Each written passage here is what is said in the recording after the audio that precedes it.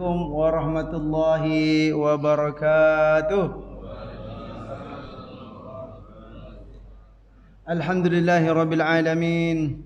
Nahmadullaha ala ni'amihi bi jami'i mahamidihi wa nuthni alaihi bi alaihi fi badi'il amri wa a'idihi wa nashkuruhu ala wafiri ata'ihi wa rafidihi wa na'tarifu bi lutfihi fi masadirit taufiqi wa mawaridihi. وأشهد أن لا إله إلا الله وحده لا شريك له وأشهد أن سيدنا محمدا عبده ورسوله لا نبي بعد اللهم صل وسلم وبارك على نبينا محمد وعلى آله وصحبه أجمعين أما بعد فقال الله تعالى في القرآن الكريم أعوذ بالله من الشيطان الرجيم بسم الله الرحمن الرحيم قل هو الله أحد الله الصمد لم يلد ولم يولد ولم يكن له كفوا أحد صدق الله العظيم.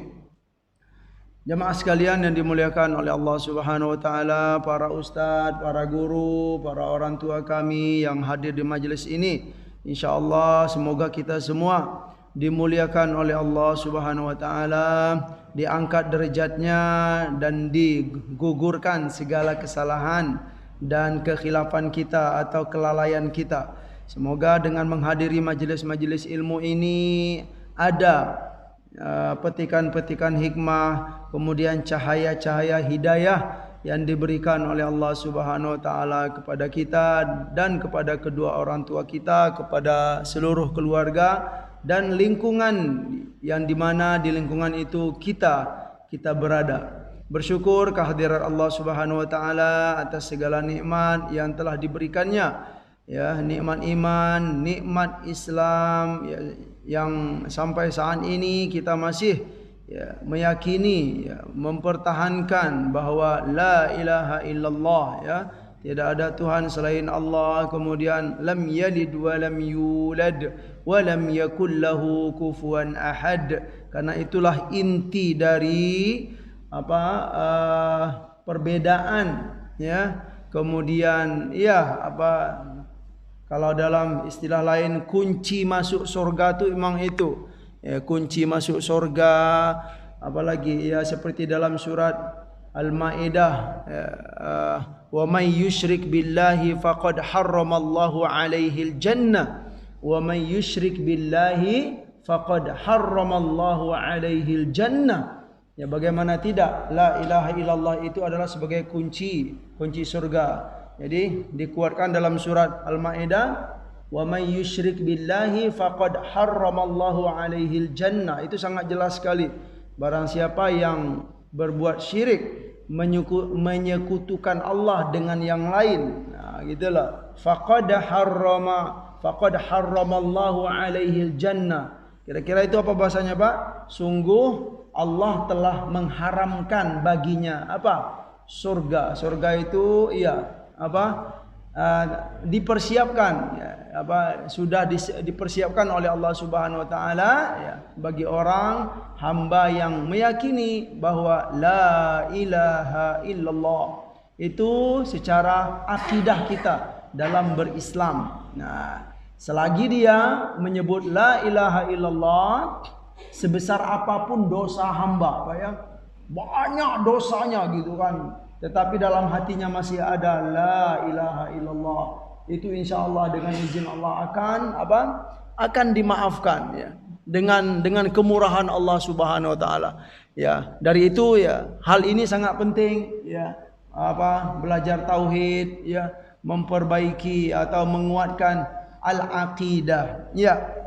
Salawat dan salam semoga selalu disampaikan oleh Allah kepada baginda Nabi Muhammad sallallahu alaihi wasallam. Allahumma salli wa sallim wa barik ala nabiyyina Muhammad wa ala alihi wa sahbihi ajma'in. Baiklah, jamaah sekalian yang dimuliakan Allah, hari ini kita melanjutkan kajian kita, yaitu ilmu al-aqidah atau ilmu at-tauhid.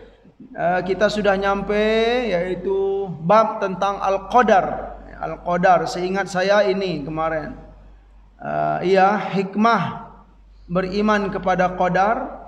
Kemudian sampai di sini, bahwa memang bagaimana qadar itu ya diajarkan oleh Rasulullah kepada para sahabat, dan bagaimana pula para sahabat memahami qadar yang diajarkan oleh Rasulullah sallallahu alaihi wasallam. Ya, suatu malam ini yang terakhir. Suatu malam Rasulullah sallallahu alaihi wasallam ya pernah bertanya kepada Sayyidina Ali ya radhiyallahu anhu, "Tidakkah kamu bangun wahai Ali?" gitu kan. "Halla qumta minal lail." Nah, kalau bahasa Arabnya, "Halla qumta minal lail." Ya. Wahai Ali, enggak bangun malam ini gitu kan. Bangun malam untuk qiyamul lail gitu ya. Kemudian faqala, "Ya Rasulullah, anfusuna biyadillah." Nah, kata beliau, "Wahai Nabi, wahai Rasulullah, jiwa kita ini di tangan Allah," kata Sayyidina Ali gitu kan. Jiwa kita ini di tangan Allah. Jika Dia berkehendak, maka akan dilepaskannya, dan jika Dia berkehendak, maka akan dipegang atau ditahan. Artinya apa? Jika Allah berkehendak, maka saya akan qiyamul lail, akan bangun ya. Apa istilahnya? Ruh itu dilepaskan. Kan kalau kita tidur seolah-olah ruh itu diangkat oleh Allah. Nah, jika Allah berkehendak, maka ruh itu akan dikembalikan lagi. Aku akan qiyamul lail, kata Sayyidina Ali. Jika tidak, ya ditahan selalu. Aku tidur gitu, tidur terus gitu kan sampai pagi. Ya seolah-olah beliau ya berpendapat kalau Allah berkehendak aku akan qiyamul lail, kalau Allah tidak berkehendak aku tidur terus gitu loh. Nah, mendengar jawaban itu ya, lalu Rasulullah sallallahu alaihi wasallam marah seraya memukul pahanya dan membaca ayat, "Wa kanal insanu aktsara syai'in jadala." Memang manusia itu suka berjidal gitu loh, mencari alasan gitu ya. Alasan untuk tidak bangun malam. Subhanallah, la ilaha illallah. Kalau perkara bangun malam ini mungkin kita ini ya terasa sekali ya Bapak ya. Apa istilahnya, lemah gitu loh. Kurang ya jika dibandingkan ya Pak hamba-hamba Allah yang soleh. Mungkin di Jabar Rohmah ini saya belum sampaikan Pak ya, tentang seseorang yang sangat istimewa. Beliau baru meninggal. Ya, beliau baru meninggal bulan Oktober kemarin. Mungkin kalau kita pernah mendengar sebelum beliau itu adalah Syekh Yusuf Qaradawi meninggal dahulu. Nah, beberapa hari setelah itu beliau meninggal. Kalau Syekh Yusuf Qaradawi ya memang semua dunia Islam itu tahu siapa beliau ya kan, sangat terkenal sekali Pak. Kalau kita bicara tentang keislaman, tentang pemikiran Islam, tentang fikih, tentang semuanya lah gitu. Silakan cek Yusuf Al-Qaradawi, itu orang terkenal sekali ya, ulama Al-Azhar. Tapi beliau tinggal di Qatar, ya meninggalnya di Qatar. Ya, tetapi setelah itu ya beberapa hari setelah itu meninggallah seorang hamba yang akan kita kenal ini. Mungkin perlulah saya sampaikan gitu kan. Beliau bernama Syekh Usamah ya, Usamah Abdul Azim ya, profesor doktor di Al-Azhar juga. Beliau ini punya kelebihan, dan kelebihan beliau itu memang diketahui setelah beliau meninggal ini Pak ya. Apa kelebihan beliau? Beliau itu ya orang alim dan abid, orang yang beribadahnya banyak sekali Pak.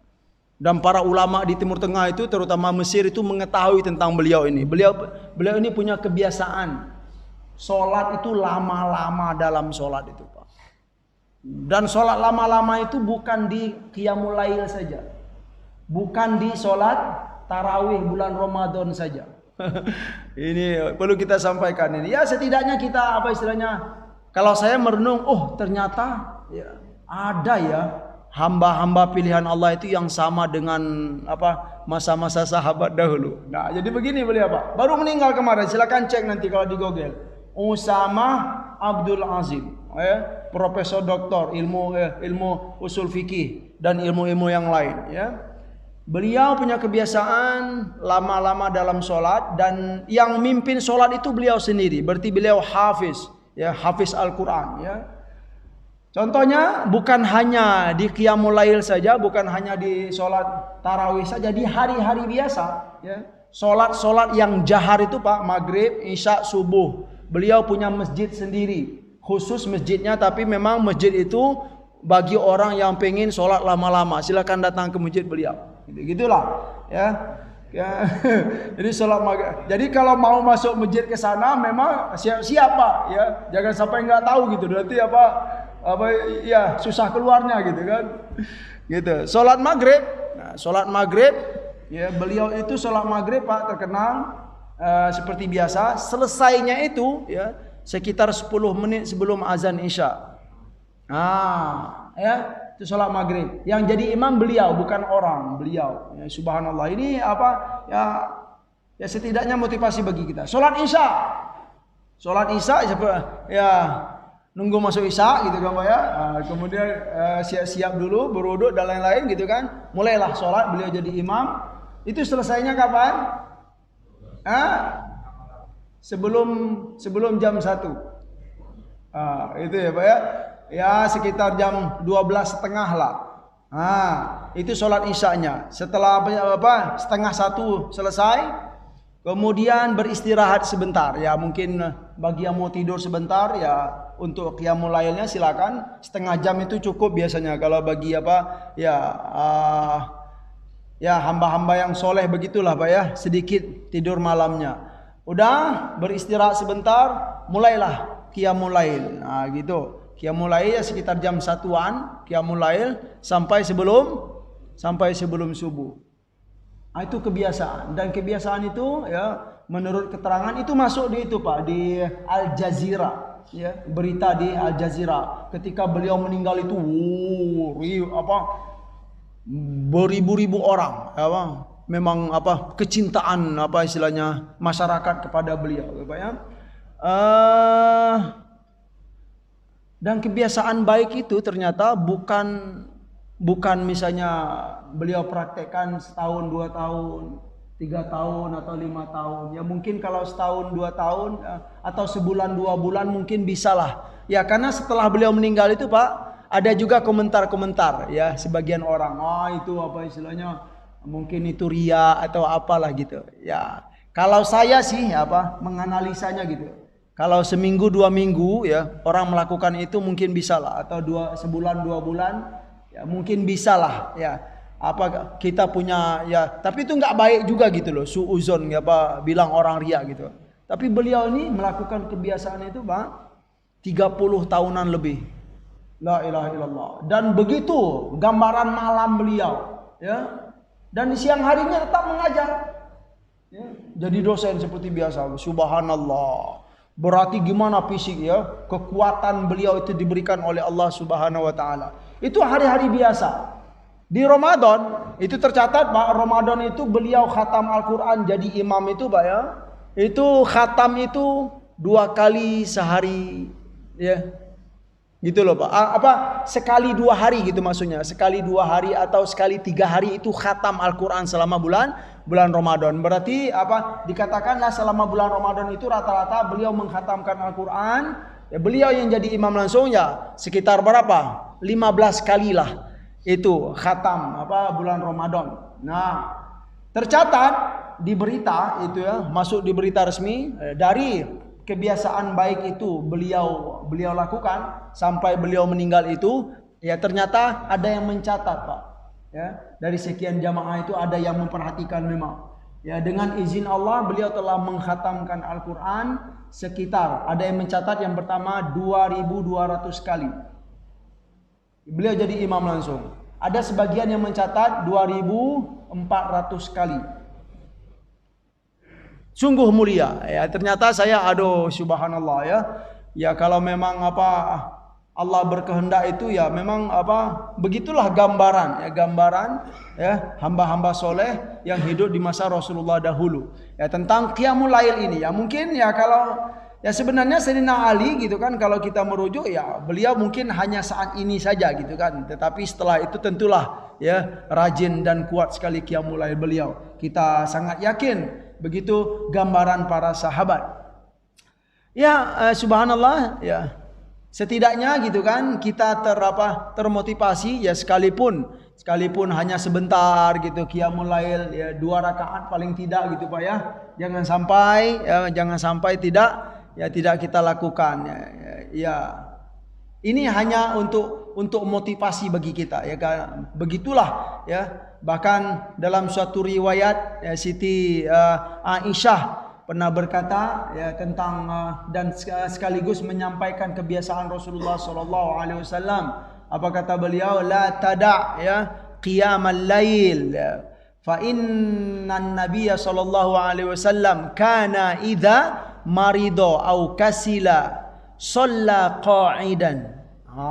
Subhanallah. Apa kata Siti Aisyah? Jangan ya kita tinggalkan qiyamul lail, kata beliau. Kenapa? Karena Nabi kita sallallahu alaihi wasallam, Nabi itu kana idza marido au kasila, Nabi itu kalau beliau sedang sakit atau kalau beliau sedang capek, shalla qa'idan. Nabi itu salat qiyamul lail dalam keadaan apa, Pak? Qa'idan itu duduk saja beliau. Rasulullah sallallahu alaihi wasallam pedoman kita. Nah, setidaknya ya begitulah. Tetapi dalam bahasan ini ya suatu hari memang begitu keadaannya ya. Didapatkan dalam hadis Sayyidina Ali seolah-olah punya alasan. Bukan berarti beliau ini termasuk orang yang malas.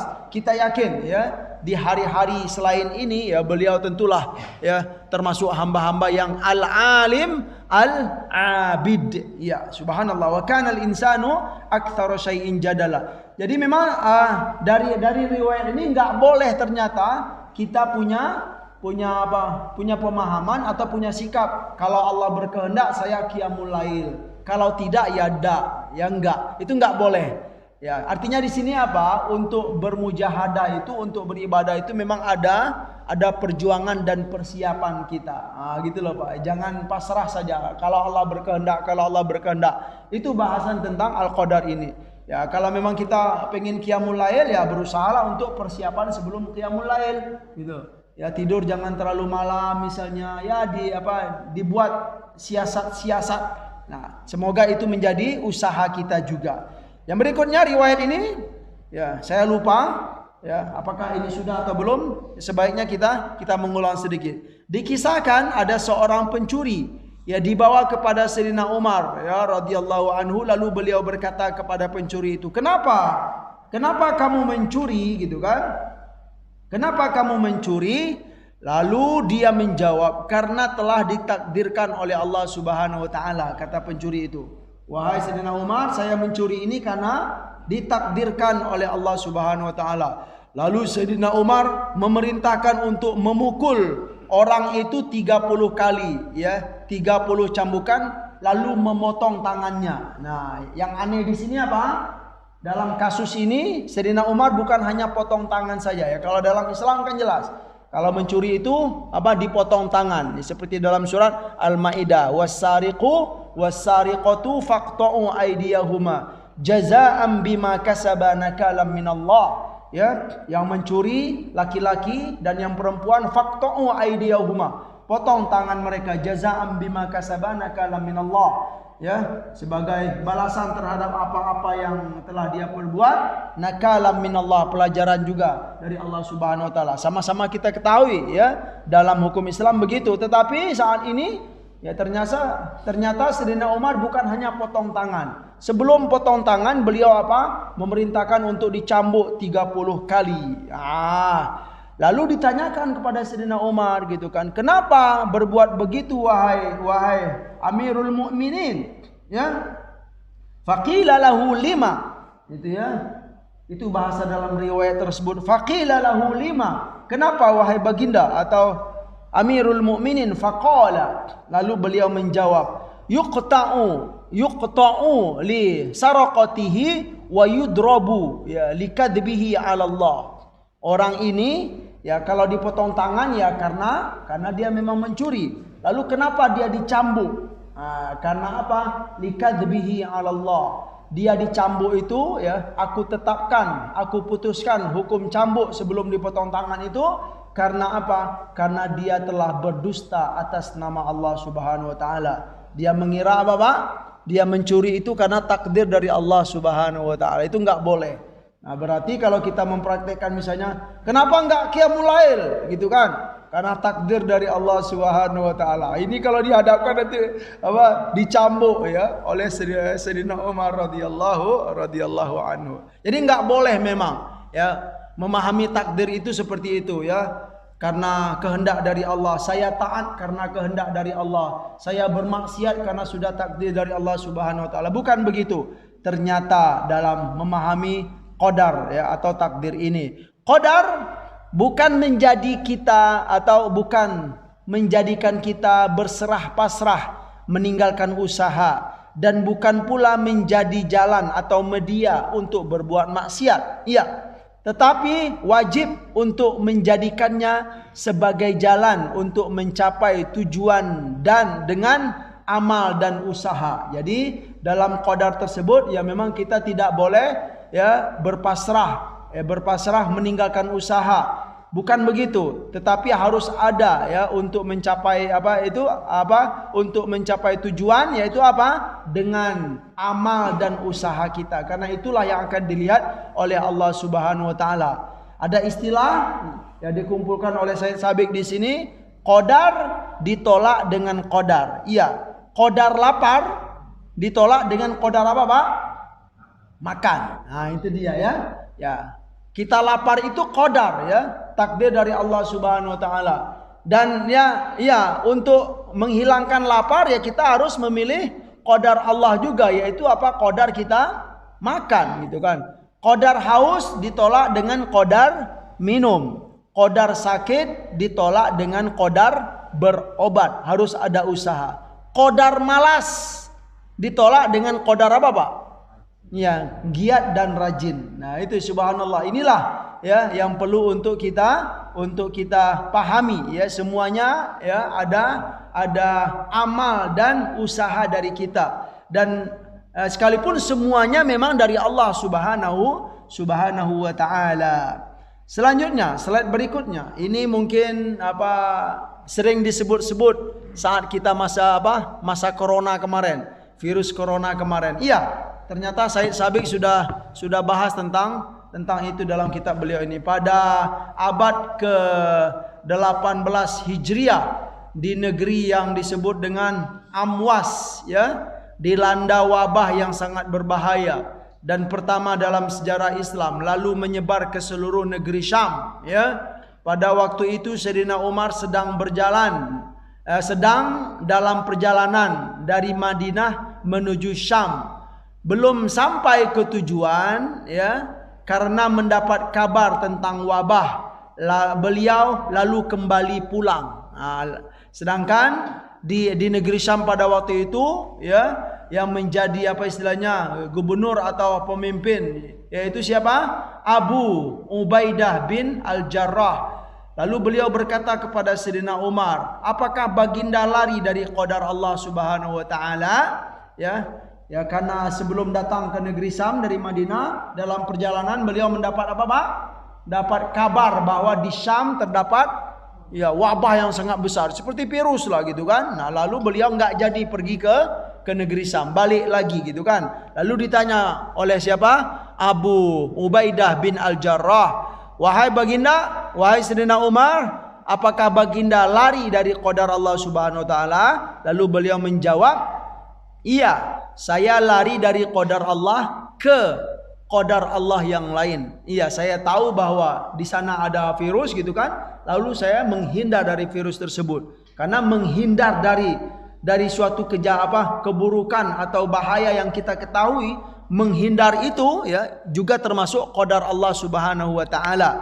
Saya lari dari qadar Allah ke qadar Allah yang lain. Saya lari dari sakit saya lari dari wabah ya, lari dari sakit yaitu dari wabah menuju kepada sehat wal afiat. Ya, begitu pemahaman qadar yang telah diajarkan dalam al-Islam.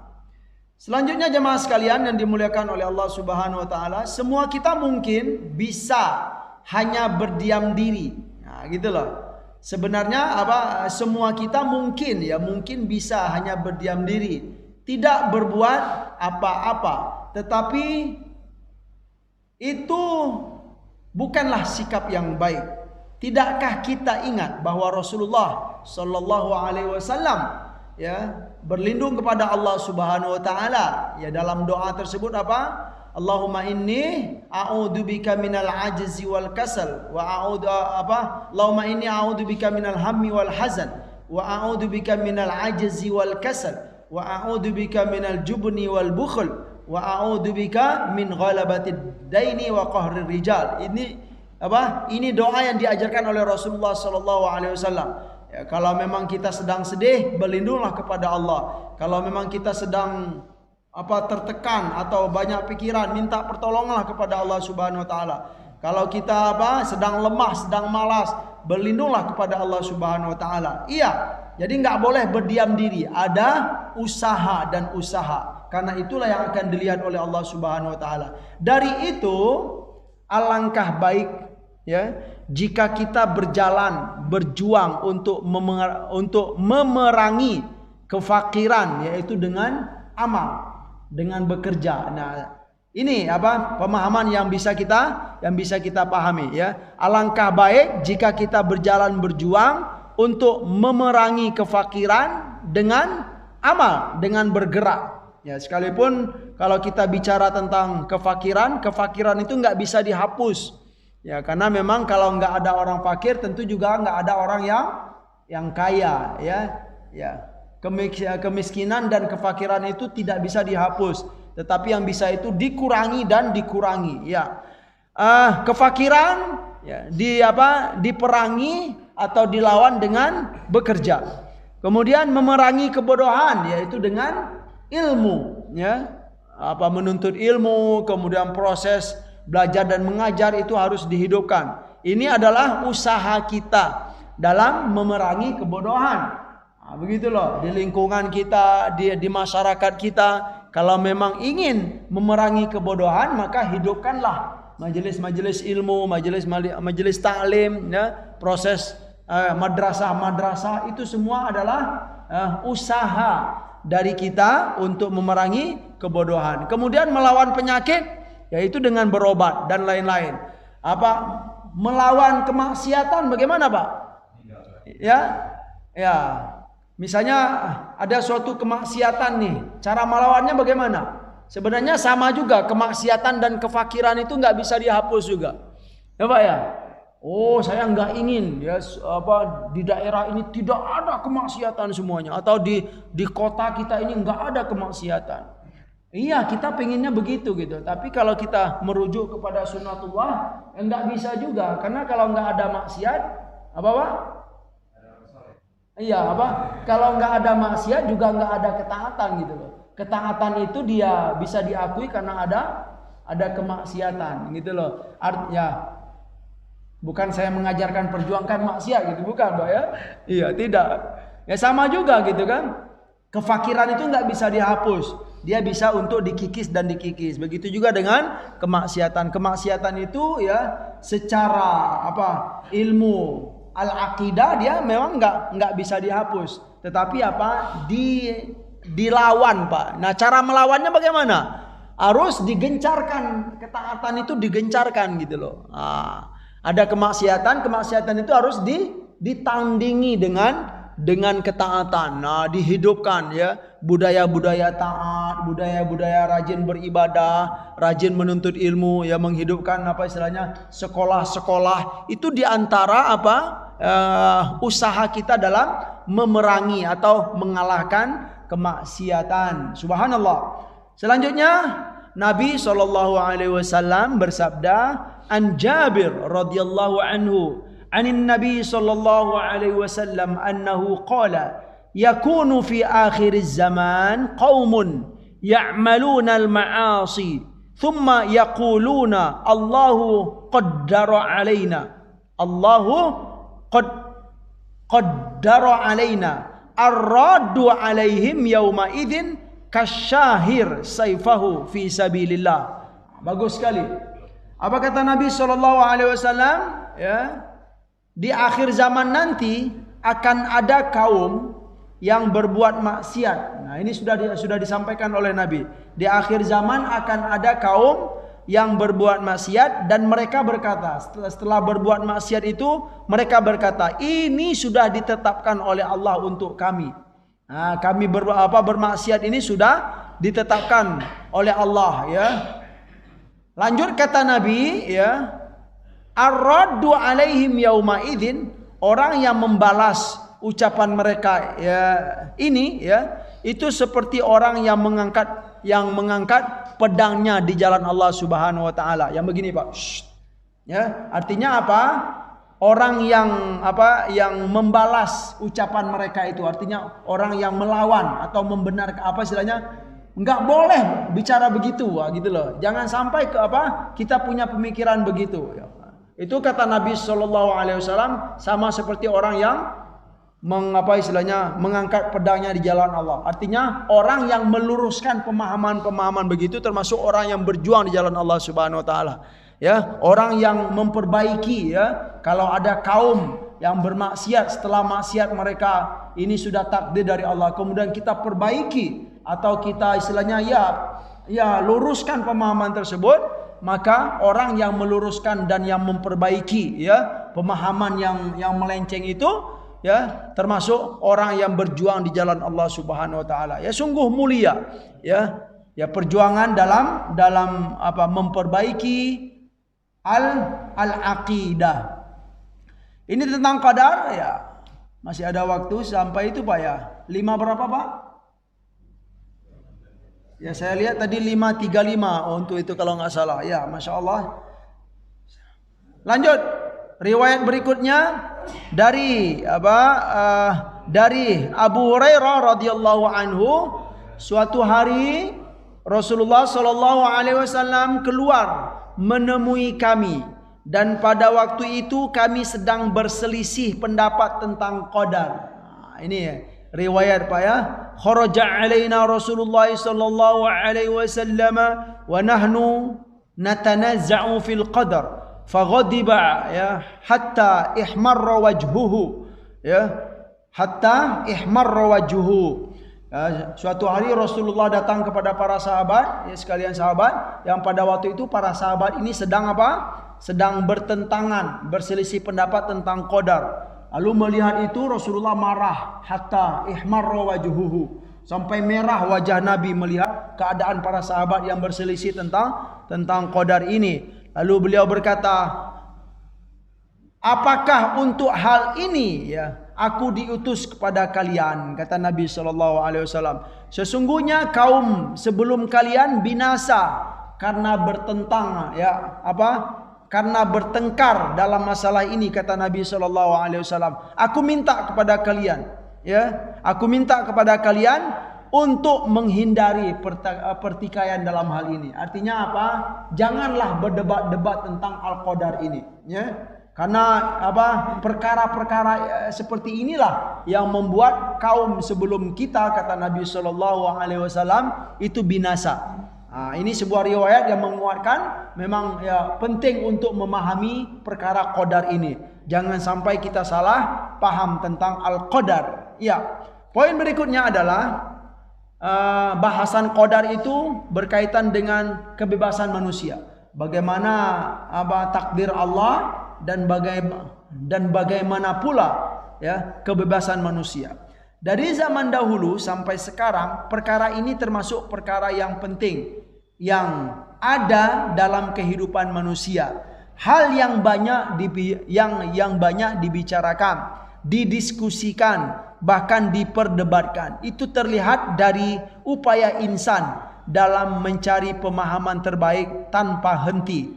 Pencarian insan tentang hal ini bukan berhubungan dengan perkara eksternal, ya, dari kehendak dan keinginannya seperti apa.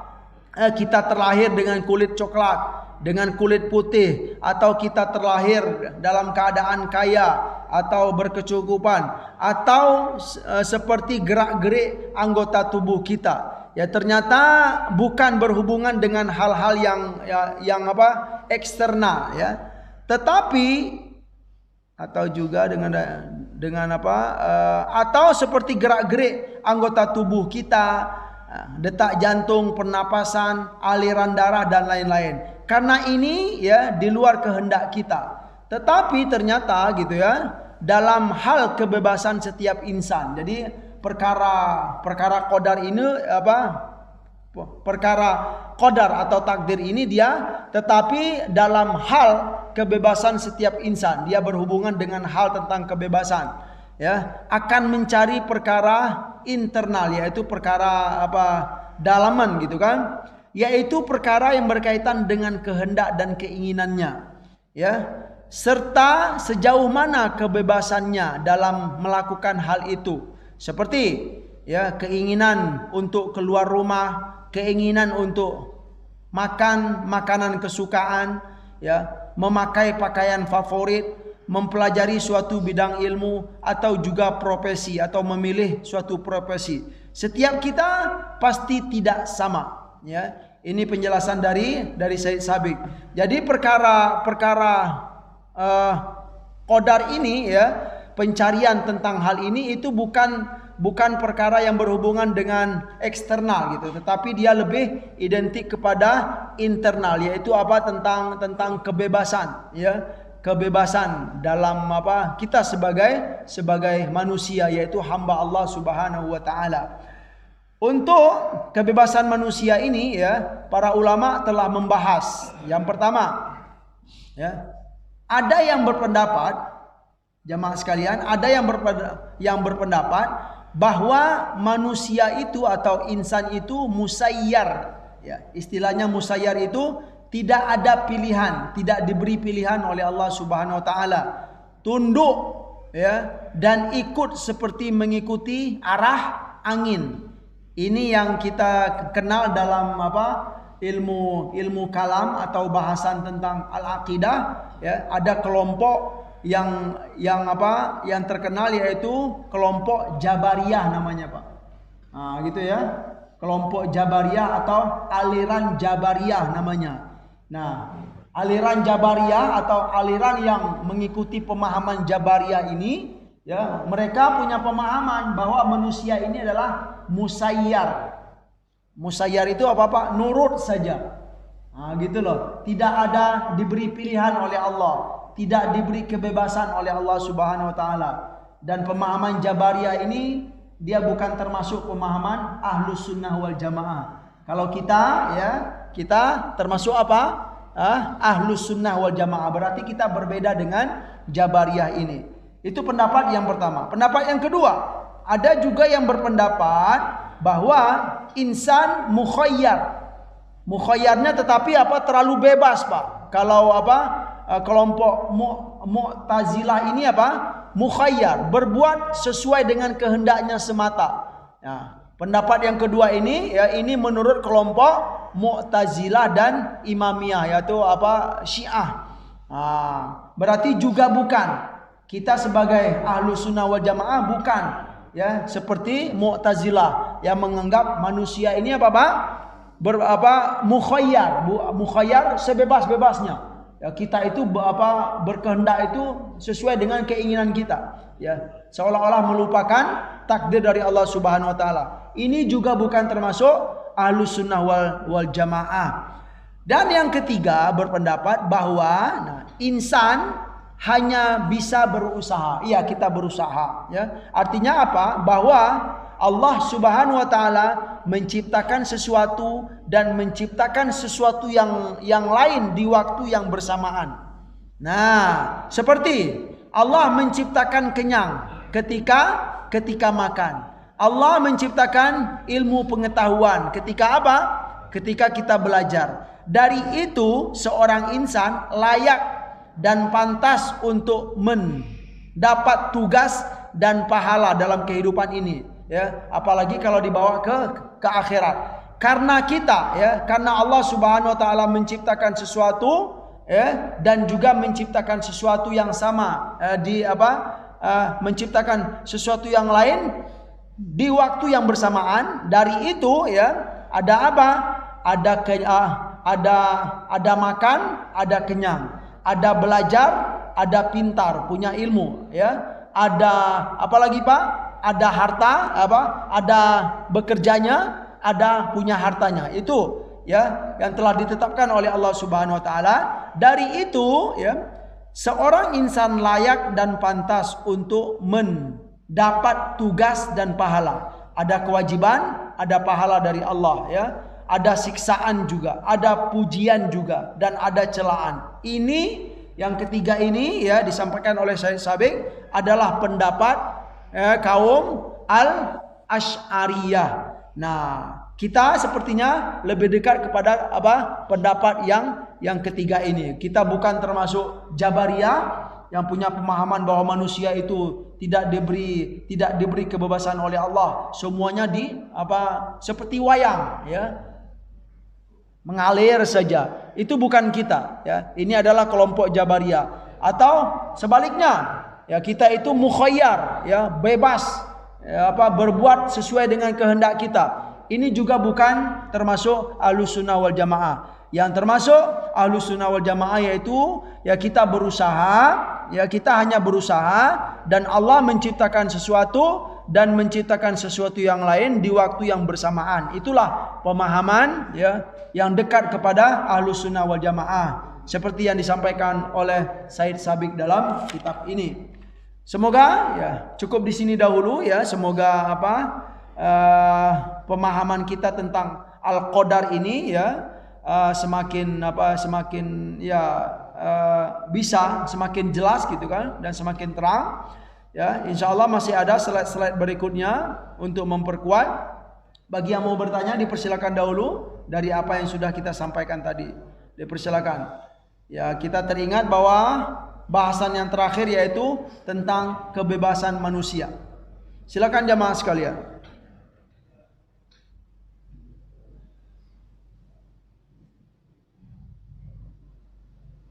Cukup rasanya?